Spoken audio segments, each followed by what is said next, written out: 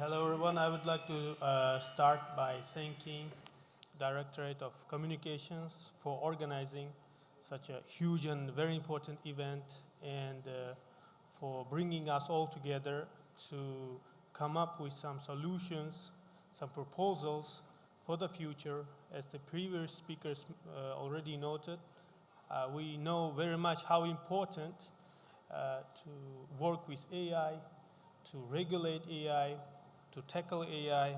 So that's why and our today's panel, the last panel of the day, is about combating disinformation with AI, tools and strategies for public institutions. We have distinguished speakers with different backgrounds, as you have already noted, and we will be talking about some of the AI tools effective in detecting disinformation. We will also talk about how public institutions use AI to maintain credibility in information sharing.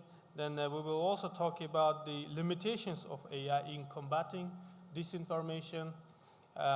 Then AI-driven strategies how can AI-driven strategies be adopted for culturally diverse audiences? And we have already talked about this with some of our speakers. They have very concrete examples with that regard. Then we will talk about the risks of AI errors when labeling information as disinformation. So the topics that I have already mentioned is very much important because, again, I would like to bring a statistic saying, according to the World Economic Forum Global Risks Report 2024, misinformation and disinformation were identified as the most severe global risk in a short-term period. And already mentioned during the day that the political misuse of AI poses severe risks with the rapid spread of deepfakes and AI-generated content, making it increasingly difficult for voters, for example, to discern truth from falsehood, potentially influencing voter behavior and underpinning the democratic processes. Elections can also be swayed, public trust in institutions can diminish, social unrest can be ignited, and violence can even erupt. So therefore, I would like to ask the speakers to talk about these issues in more detail. So first,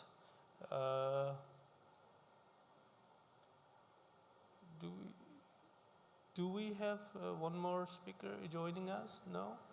So maybe let's start.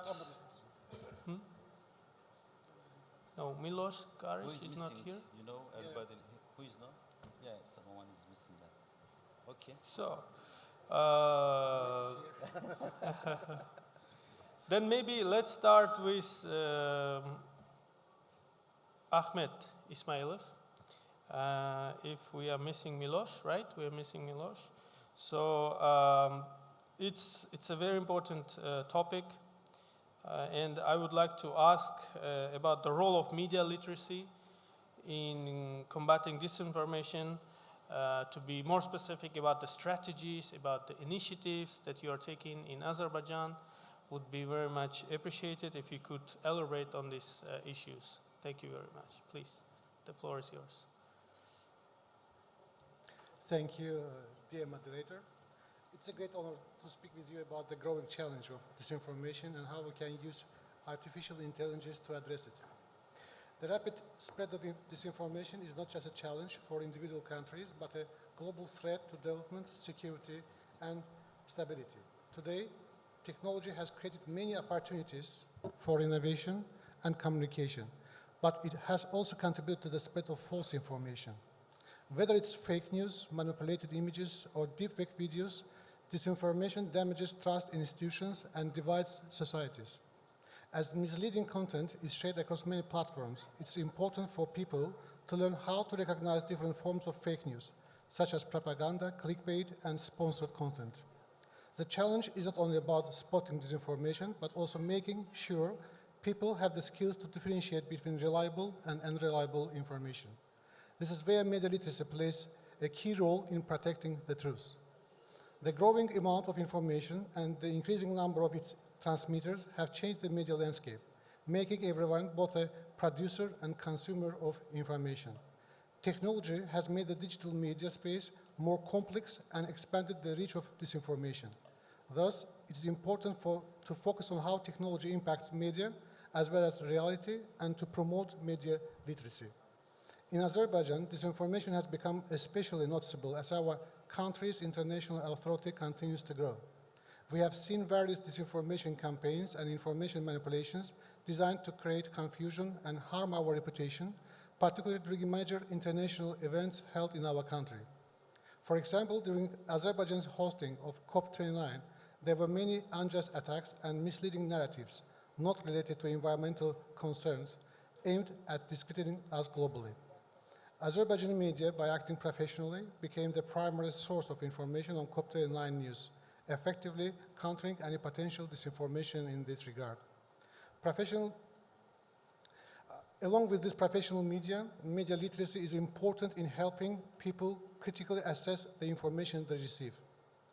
A state-led initiative has been launched in Azerbaijan to enhance media literacy among the population. The law of the Republic of Azerbaijan on media explicitly defines media literacy with a dedicated article. It also outlines the state's responsibility to take steps to increase the media literacy level of population. This responsibility has been entrusted to the Media Development Agency of the Republic of Azerbaijan. To begin, our agency has carefully studied international best practices for improving media literacy. We analyzed successful strategies from different countries and organizations, reviewed relevant publications, and assessed global frameworks and their results. Among our initiatives in this regard, I would like to highlight the Media Literacy Week, which is organized annually by our agency. And this year, it is scheduled to take place next week. During this week, a media literacy conference will be held with government officials, international experts, media representatives, and youth participating. One of the key topics addressed by the experts will be the effect of AI on media literacy. I also want to draw attention to the Shura Global Media Forums, which have become an important platform for journalists worldwide. The participation of the President of the Republic of Azerbaijan, His Excellency Ilham Aliyev, makes the event more significant, giving journalists a unique chance to ask questions directly to the President and get information from the primary source.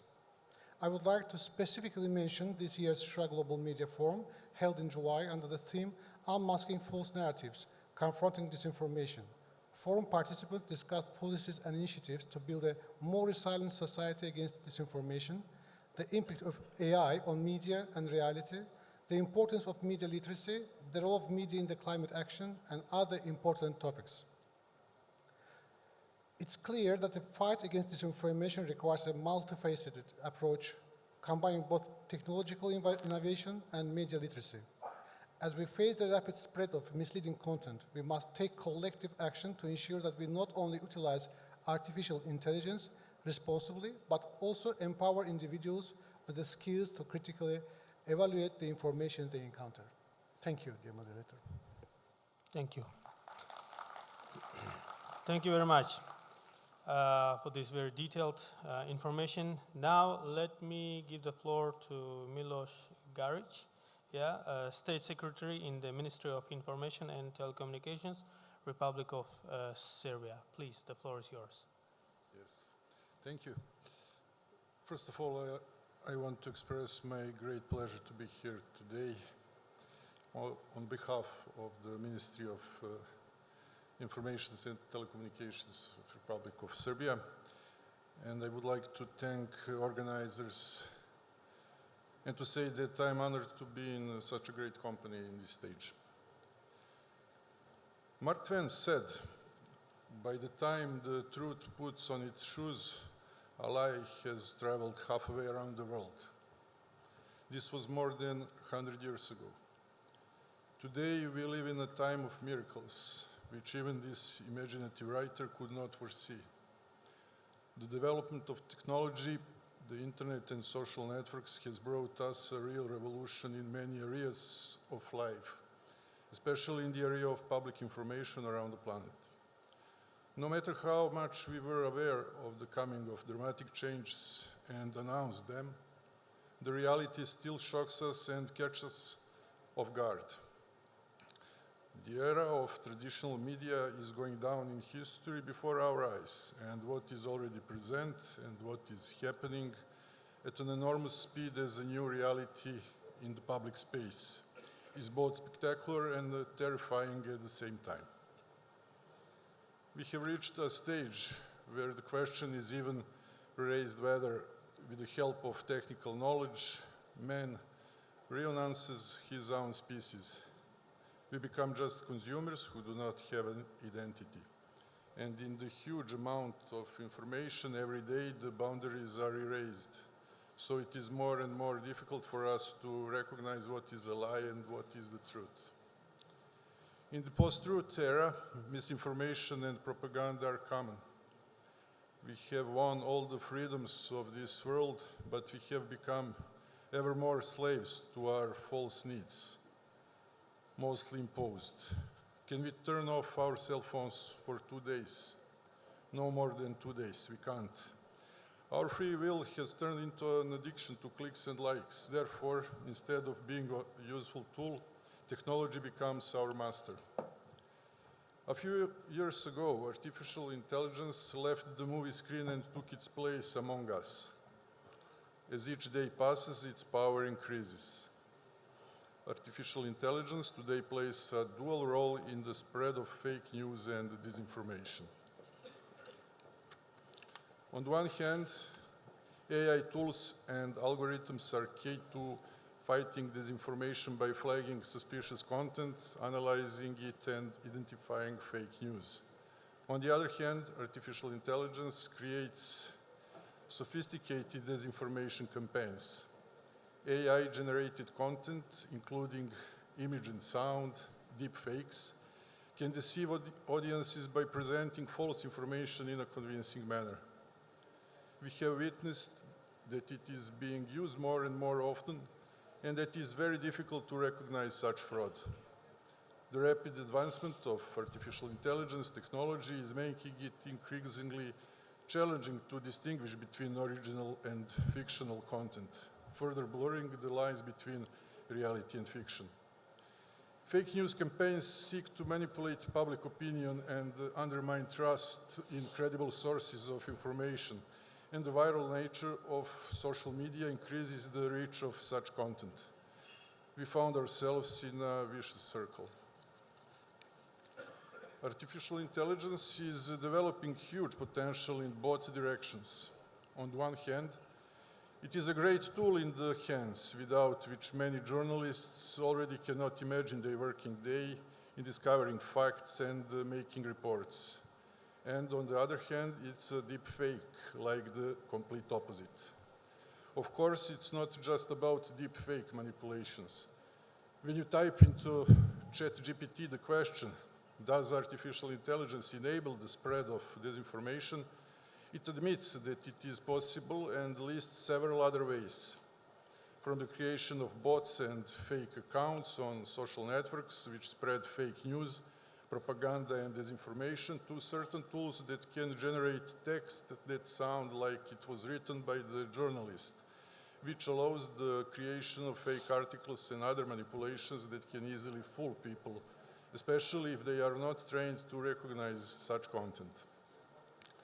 AI has the potential to help combat disinformation through various content verification tools, but its ability to create and spread fake news is a serious challenge. It is necessary to develop ethical guidelines, legal regulations, and technologies that can effectively recognize and suppress such abuses.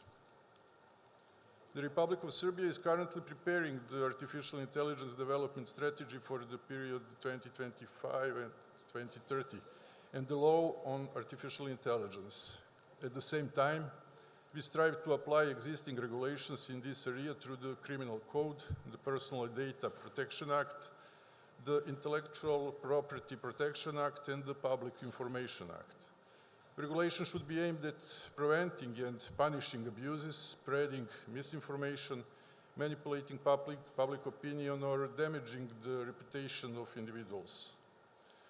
On the other hand, it should not stifle innovation or create legal uncertainty for those who use this technology for legitimate purposes, science, education, art. The regulation should provide a clear framework regarding responsibility for content created and distributed, as well as conduct, in order to protect the fundamental rights and safety of all users. The influence of disinformation on human rights and democracy is increasing. Given that the internet has the potential to change the way we experience reality, it is important to consider its impact on human rights, including freedom of thought and expression, as well as privacy. The internet has brought about a major change in social relation. The boundary line between private and public has been lost. Under the influence of technology and social networks, manipulations in public space take on the role of critical public. There are fewer and fewer reasonable arguments and real dialogue. That there are reasons for concern tells a lot of details. I will mention a very picturesque one. Since the advent of mass internet use, many more people believe that the earth is a flat plate than was previously the case. That is why it is important to raise awareness and educate citizens about it, so that they can recognize false information and know how to protect themselves from its misuse. This is what media and digital literacy are for, because artificial intelligence will soon be the basic literacy of modern men. Thank you. Thank you very much, Mr. Garage, for the information provided. Before giving the floor to Miklos Gaspar, I also want to mention that disinformation campaigns can target specific demographics with AI-generated harmful content. And generated disinformation, for example, perpetuates stereotypes, further marginalizing vulnerable groups. Such campaigns manipulate public perception, leading to widespread societal harm and deepening existing social divides. To further mitigate the risks associated with AI, developers and organizations implement robust safeguards, transparency measures, and accountability frameworks. Based on that, I would like to ask to talk about how about if the information is generated by AI, and how can we deal with that, for example. And I understand that Miklos has an example of the UN in Indonesia that we already talked about, so please elaborate on this in more detail. And I believe you have some slides to broadcast, yeah? Thank you, please. Great. Thank you very much. It's great to be back at Stratcom after 3 years. And what I'd like to do is to walk you guys through a concrete practical case study in which we managed to combat disinformation that was spread through AI. We've heard today about lots of approaches, sort of at a more theoretical level, and I thought to complement these, again, I would present a concrete case. I promised not to have too many words on my slides. This is the only one with words. Afterwards, I'd like to show you nice pictures. So basically, the United Nations, back in June, published the Global Principles for Information Integrity, which calls on states and political actors, tech companies, the news media, advertisers, and AI companies to adhere to basic principles to make sure that information integrity is protected, that we can together combat disinformation. So it's a set of principles that several countries and companies have already signed up for. In how to address disinformation, it talks about the 3 R's approach. Well, first you should research to see what's going on, then evaluate the risk, because not every bit of disinformation is worth reacting to, and then prepare your response. So now on to the concrete case. You have probably heard about Rohingya, which is the largest Muslim community, kind of stateless Muslim community in the world. They originate from Myanmar, where they're not recognized, and most of them have moved to Bangladesh, where they live in refugee camps. The situation in these camps has gotten worse and worse, so many Rohingya refugees have undertaken horrible journeys in rickety boats over the Indian Ocean, and a few thousand a year arrive in Indonesia. Over many years, they were relatively welcome Indonesia is a multi-ethnic Muslim society, very open to guests and to helping others. And the Rohingya were, more than tolerated, really welcome. And then last year what we saw is lots of content on social media, basically hate speech against the Rohingya. So this is the background to the story. Here I give you English translations of a few examples of these social media posts. There were really hundreds of thousands of these over 2 months when the boats were arriving. And I am the director of the UN Information Center that's in charge of Indonesia, and we worked very closely with UNHCR, the UN Refugee Agency, in demonstrating that these posts are not genuine but were generated by AI. Because you see, whoever was behind this campaign wanted to show that, people here hate the Rohingya, they should not come anymore, and they shouldn't be allowed in. By debunking this myth or this creation, we could sort of, pull the rug out of that argument. So how did we do that? First, we ran some analysis to show that the same terms appear suspiciously often in these posts, in these hundreds of thousands of posts. When there are many ways to say something, for instance, you could say to expel somebody from a country or to kick out. But in this case, it was always the word reject. That is suspicious. And there were many cases like this. So through this, and this was all in Indonesia, and here you can see these are it's an Indonesian word cloud behind me, we have demonstrated, at least to ourselves initially, that this is not genuine, but AI-generated misinformation. Not AI-related, but I just want to briefly mention, because related to the hate campaign, is that there were many fake accounts in the name of UNHCR created on social media channels.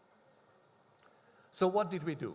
So first of all, we created social media posts that were published on the account of the UN and our partners. You can see the first one, check facta, so fact-checking.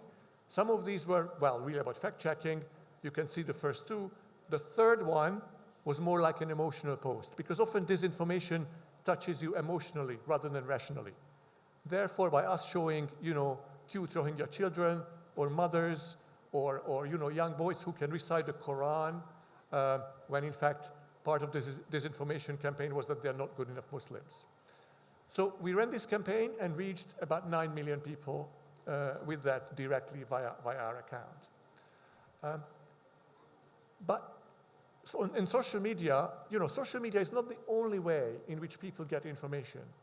So we enlisted other support, including working with the media and sharing our research with the media so that the media could do follow-up studies and again debunk this myth that these would have been genuine hate messages. So here you see, I just put things here in English, the South China Morning Post, and then for Arab News, where the media carried the story with the proofs. We also had, and this is the largest sort of online media in Indonesia, run an investigative video that again, on its own, had millions and millions of reach, showing that these posts were fabricated. We also supported academics who were organizing events about this refugee crisis, gave them facts and helped them deliver real messages.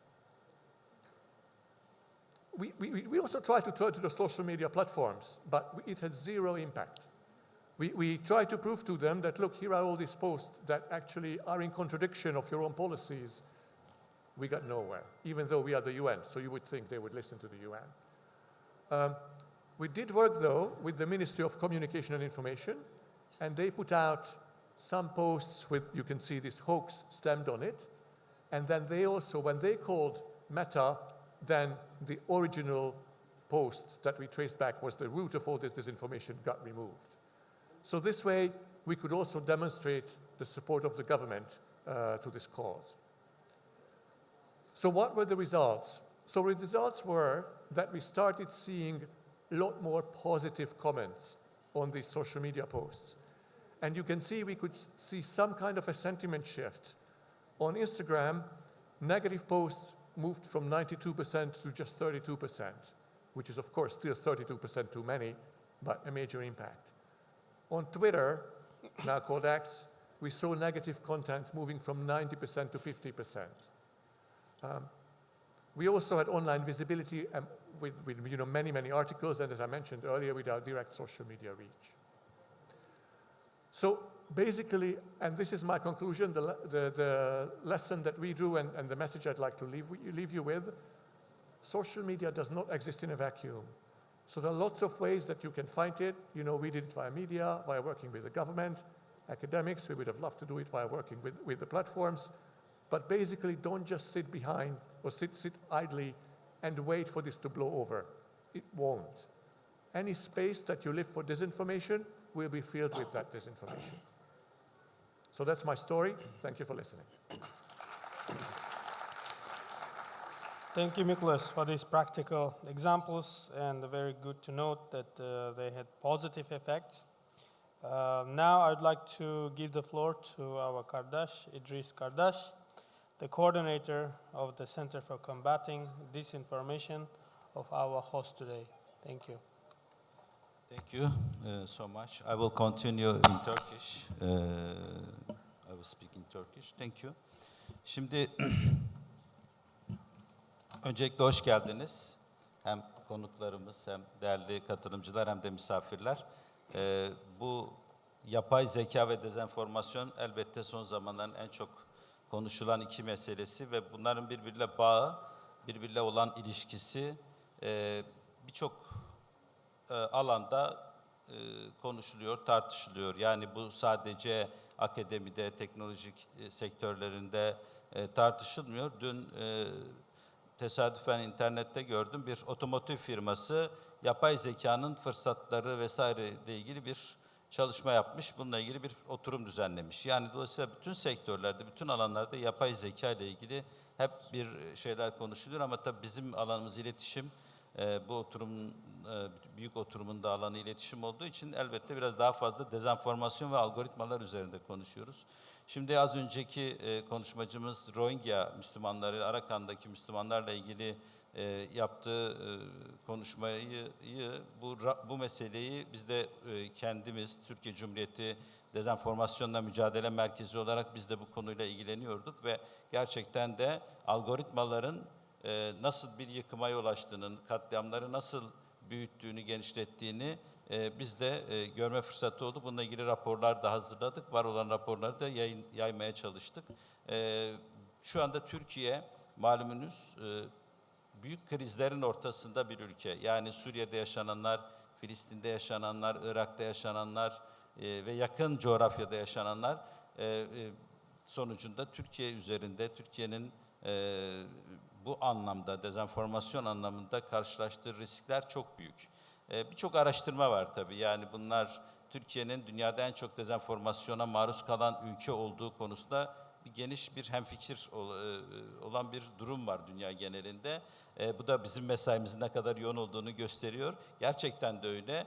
Ama biz sadece Türkiye'nin kendi içerisinde olan dezenformasyonlarla değil, örneğin Suriye'de en az 3 milyon, 4 milyon sığınmacının Türkiye'ye gelmesiyle birlikte içeriden ve dışarıdan pompalanan o dezenformasyon kampanyalarına, az önce Rohingya Müslümanları ile ilgili benzer olmasa da ama en azından kabaca benzer bir kampanyalara karşı mücadele etmeye çalıştık. Bugün İsrail'in Filistin'de yaptığı katliama karşı da yine biz elimizden geldiğince hakikati ve dezenformasyon kampanyalarına karşı mücadele ediyoruz.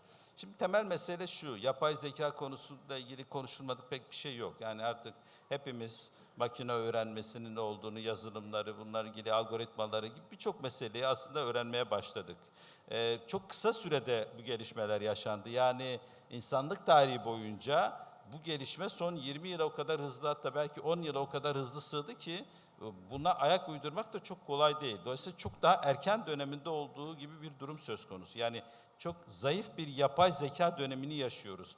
Çok zayıf bir yapay zeka dönemini yaşadığımız bu süreçte dahi bu kadar riski konuşuyorsak ileriki dönemlerde güçlü bir yapay zeka döneminde neler yaşayabileceğimizi tahayyül edemiyorum. Dolayısıyla bu alanda bizim daha çok konuşmamız, daha çok düşünmemiz, daha çok çalışmamız gerektiği muhakkak.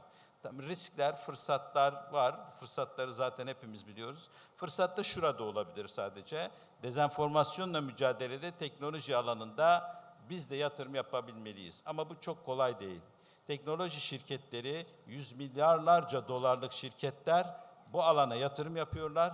Biz devletler olarak, devletin kurumları olarak bu alana böyle bir yatırım yapamıyoruz. Çünkü devletlerin asli görevi ülkenin vatandaşlarının işte eğitim, sağlık, yol vesaire gibi hizmetlerini sağlamak.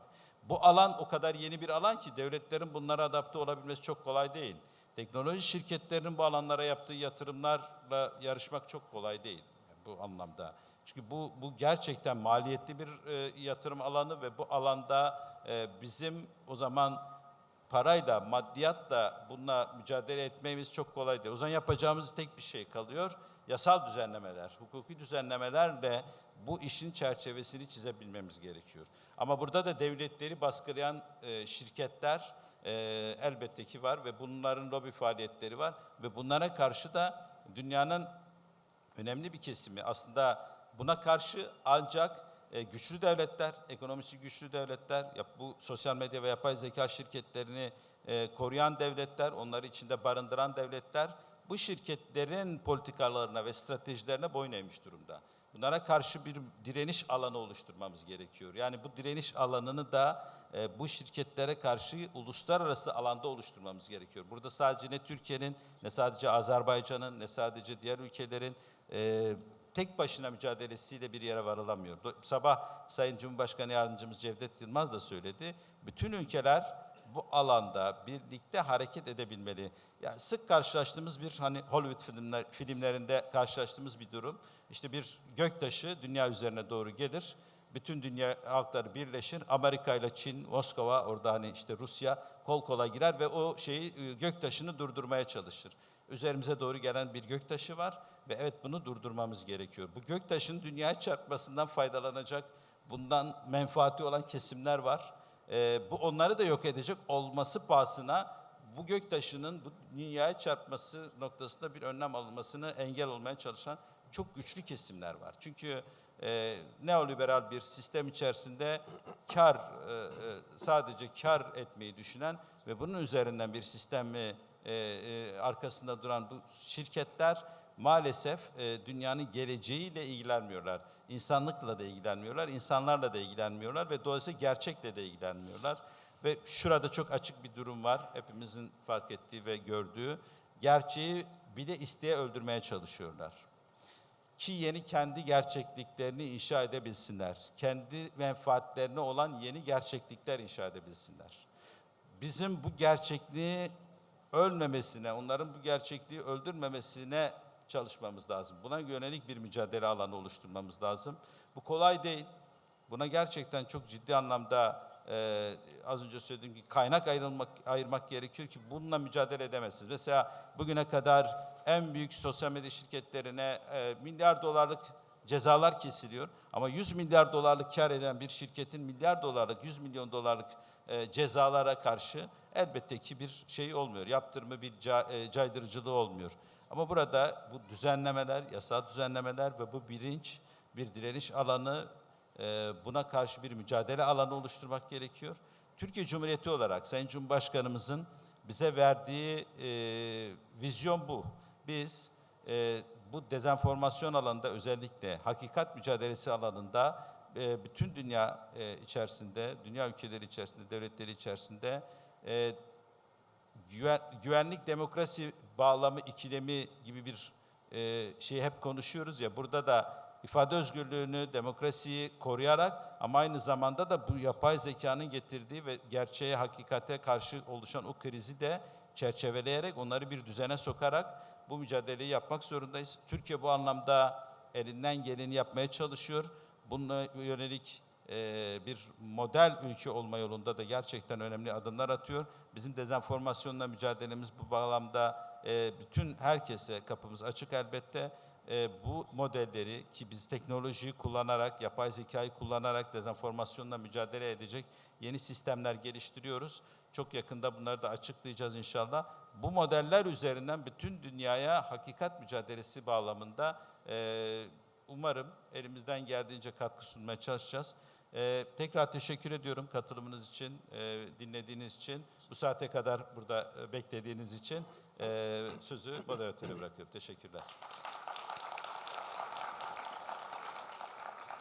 Thank you very much, Mr. Kardash. Now, I would like to give the floor to Federico, and I would like to ask him about the situation in Italy with some practical examples, if possible. Then we would like to know your opinion about how do you think the AI-related crimes should be punished, for example. So if you could also elaborate on this, we would be grateful. Please, the floor is yours. Thank you so much. First of all, I would like to thank the organizers for this invitation. Thank you so much again. It's a privilege to be here in Istanbul with you and with such interesting group of panelists here. I'm coming from Veneto region, which is an Italian region of almost 5 million inhabitants, which had, to give you an idea, almost 400,000 entrepreneurs. So in this context, I was working for the Veneto region government for 4 years. I'm a journalist, but I was also communication advisor. So I saw also the other side of the coin. And I was working in institutional, private, and public projects related to communication. So I had the possibility to see the entire picture. About Veneto and also Italy a little bit, there are good news and bad news. The good news is that Veneto region started investing on AI already in 2020. There were some platforms organized in order for the visitors of internet site to know more about the archive of the Veneto Region Council. There were some algorithms that were able to create a search engine that was quite good, and this is something that we are developing in order also to help, and this is important in my region, to help entrepreneurs. Another project that is also interesting is the project regarding 3 important universities. The University of Padova, which is one of the oldest in the world, 800 years, more than 800 years. Veneto Region University of Venice, Architecture and Economy, and then Verona. So in this framework, Veneto Region were able to invest 15 million euros, is investing 50 million euros to create a platform able to be useful to these universities to create link to help entrepreneurs, because obviously we have the students then are becoming entrepreneurs in our region. So we have a positive examples. The problem is that I see also in the public administration that we tend to help entrepreneurs, citizens. There are some initiatives, as I told you, but civil servants are completely unaware of AI. This is the problem that we see right now. There could be some officer who is learning autonomously what is ChatGPT or Copilot. They study by themselves. But first of all, I think that in a strategy of an important region like Veneto or any region in Italy, there should be a priority of create a training for civil servants in order to use correctly these tools. I think it's quite important, and not only in a private sphere. Obviously, when you oblige workers and civil servants in Italy, you have also a trade union, so you have to negotiate with the trade union these things, because obviously you keep away from job for a certain number of hours our officers. But I think it would be good to invest on this. It would be good to create a management team in the region who is aware of all the challenges that AI can bring. About disinformation, I would like to tell you something important. In our region, we have, each city has 3 or 4 daily newspapers. Each city has 3 or 4 local TV. So in terms of communication, we have a lot of medias playing and giving informations. What I was discovering when I was in the Veneto region communication office is that already 5 or 6 years ago we had some phenomena of disinformation, which means that I was giving some press release to the journalist, and this journalist was completely changing the content already before AI. So we had already this phenomenon many years ago, because obviously the journalist, why he's doing that? Because he has to fight against the other journalists in order to have the page. So they have to create sensational news. And so already 10 years ago, we saw disinformation. Disinformation is not something that we discovered with the AI. Obviously, with the AI, it can be even worse, probably, because as a journalist, what we see, videos, photos, and sometimes we hear also interviews, so recording of interviews. In all these 3 situations, AI can create a manipulation. Few days ago, I saw my prime minister, a video of my prime minister meeting Elon Musk. Completely fake. Completely fake.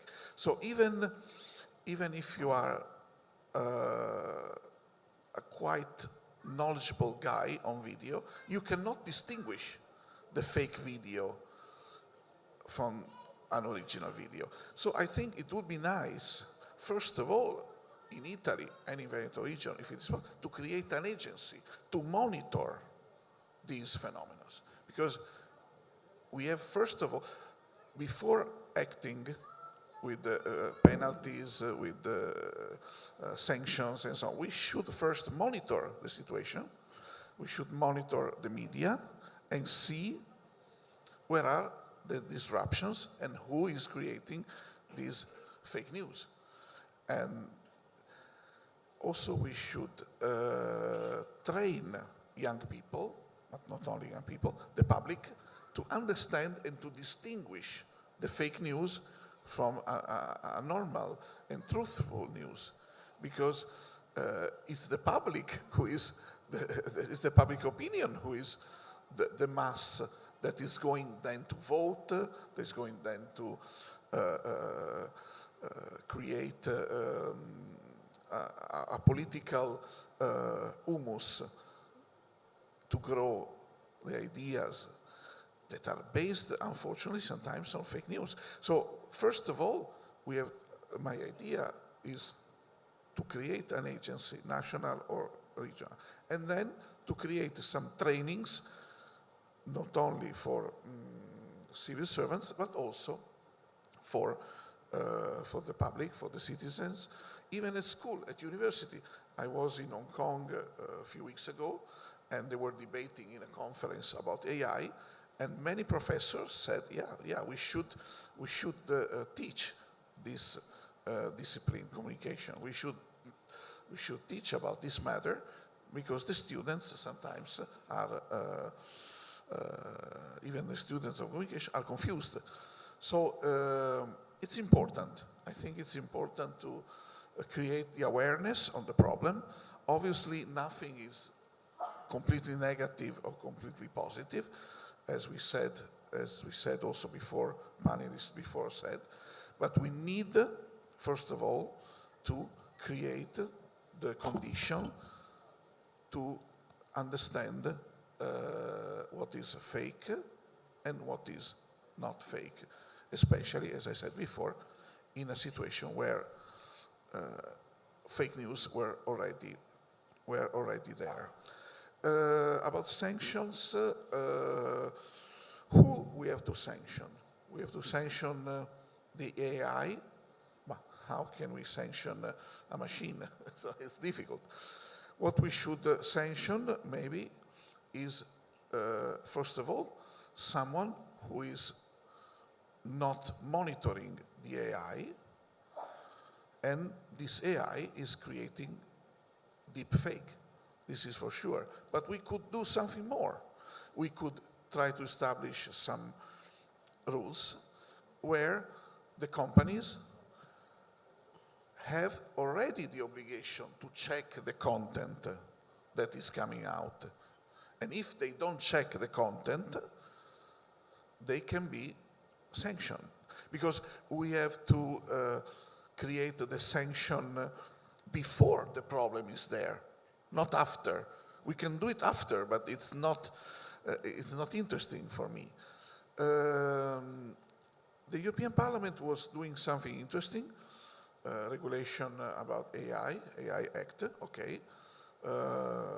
Obviously the problem with Europe is that there is a regulation, a directive, and then sometimes everybody is going in, they implement the regulation, but sometimes members' countries are going in totally different directions. So, yeah, I think that we have to act at European level. This is good.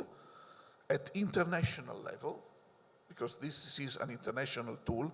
It's not that if, it's like with the climate change. If we do our homeworks in Europe, we should know that also the others are doing something.